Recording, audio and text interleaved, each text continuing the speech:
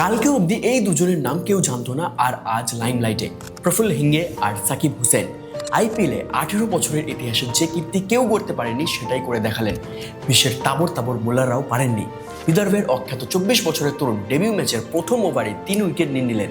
তিনজনকে আউট করেছেন 0 রানে। ম্যাচটা শুরু করেছিলেন প্রফুল্ল হিঙ্গে, কিন্তু শেষটা করলেন সাকিব হুসেন। প্রথম ম্যাচেই 4টে উইকেট। সাকিবের ইন্ডিয়ান আর্মি জয়েন করার ইচ্ছা ছিল, কিন্তু প্রিপারেশনের জন্য টাকা ছিল না। ভাবলো ক্রিকেট খেলি। মাকে বলেছিল জুতো কিনে দিতে। মা বলেছিল খাওয়ার টাকা নেই, জুতোর পয়সা চাইছিস।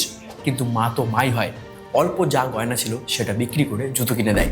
একবার ভাবুন কত কষ্ট করে উঠে এসেছে এরা।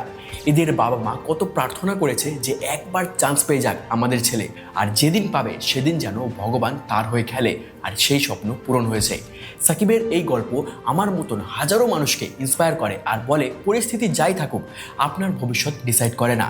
পরিশ্রম এত করো যে ভগবানের প্ল্যানে তোমার জন্য যদি জয় নাও থাকে, ঈশ্বর যেন সেই প্ল্যান বদলাতে বাধ্য হয়।